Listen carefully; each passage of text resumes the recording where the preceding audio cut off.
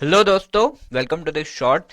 चलिए मुझे फटाफट से बताइए कि सीआरआर एंड एसएलआर के लिमिट्स जो सेट किए गए थे by the Indian government and RBI वो क्या थे। ओके, नहीं पता। ये जो क्वेश्चन है बार बार एग्जाम में पूछा जाता है, so you should know about them. अब CRR and SLR actually reserves होते हैं जो कि बैंक मेंटेन करते हैं। इससे रिलेटेड क्वेश्चन पहले भी एग्जाम में of the I and IFS paper in the JIB exam पूछा गया है। इन देयर आर चांसेस कि आगे भी पूछा जा सकता है, so we will be talking about that in this short. CRR is the cash reserve ratio, जो कि आरबीआई एक्ट के तहत मैंडेटेड है, सेक्शन 42। ठीक है, इसमें कैश बैंक्स जो है जिनको मैंडेटेड है कि सीआरआर आपको मेंटेन करना है, which are the scheduled banks, इनको डेफिनेटली ये पैसा आरबीआई के पास रखना होगा। ये उनके net demand and time liabilities का एक परसेंटेज होता है।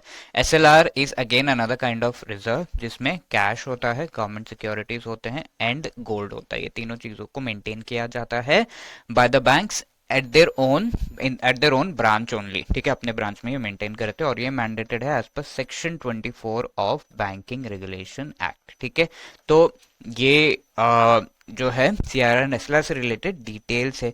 और इसे हम कह सकते हैं, इसका पहले रेंज था कि कितना परसेंटेज होगा of the net demand and time liabilities of the bank जो वो मेंटेन कर रहे हैं।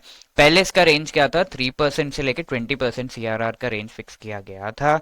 और ये रेंज को एक्चुअली रिमूव कर दिया गया। अब सीआरआर को फ्रीली आरबीआई किसी भी परसेंटेज पे जो है फिक्स कर सकती है। There is no range right now. 2006 में अमेंडमेंट किया गया था एंड इस पर्टिकुलर रेंज को आरबीआई एक्ट को अमेंड करके रिमूव कर दिया गया था। Similarly SLR, as you know, इसका अभी रेंज था 25% से लेके 40% तक of the net demand and time liabilities ये होना चाहिए, बट वो लोअर लिमिट को हटा दिया गया है bye amending the banking regulation act. Only upper limit है कि 40% of net demand and time liabilities से ज्यादा एसएलआर को फिक्स नहीं किया जाएगा। Okay, so this was one question that was asked in the exam. Please pause the short and try to answer this question on your own. देखते हैं कौन सही जवाब देता है। ये प्रीवियस ईयर्स का क्वेश्चन है, JAIIB and IFS paper October 2024 में ये पूछा गया है।